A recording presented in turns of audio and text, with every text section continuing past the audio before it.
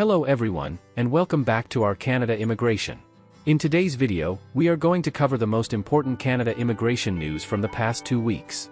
We will talk about the latest express entry draw, provincial nominee program updates, work permit news, visa processing times, and Canada's latest permanent residence numbers.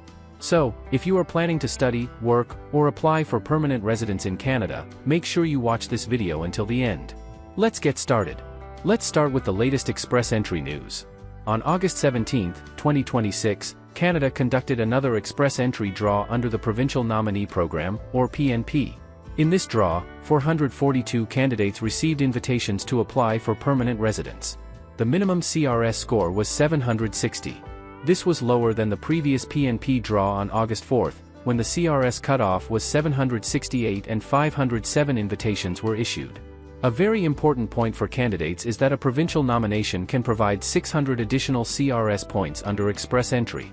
So, if you are struggling to reach a competitive CRS score through regular express entry, exploring eligible provincial nomination programs can be very important. However, remember that each province has its own requirements, occupation priorities, and selection process. So don't assume that simply creating an express entry profile guarantees a provincial nomination. The latest PNP draw shows that Canada continues to use provincial nominations as an important pathway for economic immigration.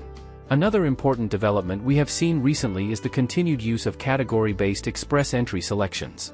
Earlier in August, Canada conducted several different draws.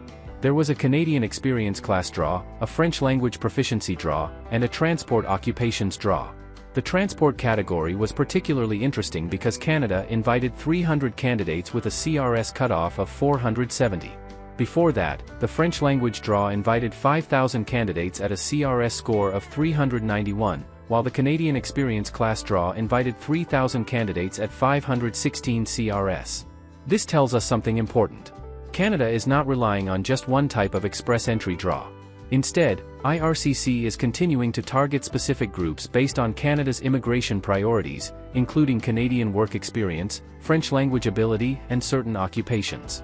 So, if your CRS score is not high enough for a particular draw, don't automatically assume that you have no options. Your language skills, Canadian experience, occupation, and provincial nomination opportunities can all make a difference. Now let's talk about an important work permit updates.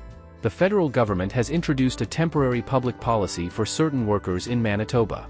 Under this policy, up to 2,700 temporary workers may receive access to an open work permit. The policy is aimed at certain existing skilled workers who have been assessed by Manitoba as strong candidates for permanent residence through the Manitoba Provincial Nominee Program. This is particularly important for workers whose current status or work authorization may be at risk. The government of Manitoba will provide supporting letters for eligible individuals. The purpose is basically to give these workers more time and flexibility while they pursue permanent residence. But there is an important warning here. This is not an open work permit program for everyone in Manitoba. Eligibility depends on the specific federal public policy and Manitoba's assessment. So, before making any decision, applicants should carefully check the official requirements.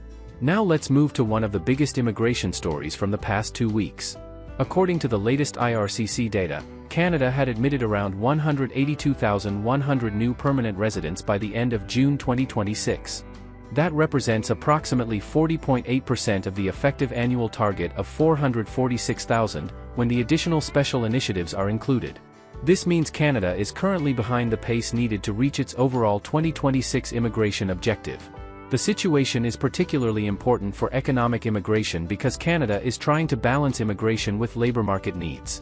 However, being behind target does not automatically mean that everyone will receive an invitation or that CRS scores will suddenly fall. IRCC can change the timing and size of future draws depending on immigration levels, category priorities, and the number of candidates in the pool. So candidates should not make immigration decisions based on predictions alone. Now let's talk about temporary residence processing times. IRCC has continued updating its processing time estimates for temporary resident applications. For Indian applicants, recent reporting indicates that work and study permit processing times remained unchanged, while the estimated visitor visa processing time increased slightly. The latest reported figure for Indian visitor visa applicants was around 31 days. Super visa processing for Indian applicants was reported at around 56 days.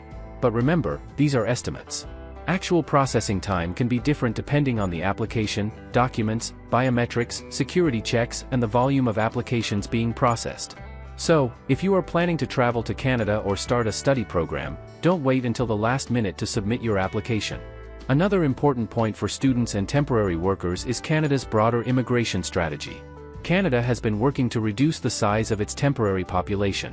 The government has stated that it wants the temporary population to represent less than 5% of Canada's population by the end of 2027. This is one reason we have seen tighter policies around international students, temporary foreign workers, and temporary resident admissions. For international students, this means getting a study permit should not be viewed simply as a guaranteed route to permanent residence. Students need to consider their program, occupation, post-graduation work opportunities, and possible PR pathways before choosing a course. The same applies to temporary foreign workers. Having Canadian work experience can be valuable, but it does not automatically guarantee permanent residence. So, what should Canada immigration applicants do after these latest developments? First, if you are in the express entry pool, keep your profile updated. Second, if your CRS score is not competitive, look at ways to improve your score through language testing, education, eligible work experience, or provincial nomination opportunities. Third, if you are considering a provincial nominee program, don't focus only on one province. Different provinces have different priorities, and those priorities can change. Fourth, if you are an international student, choose your program carefully and understand the relationship between your study program, work authorization, and potential permanent residence options.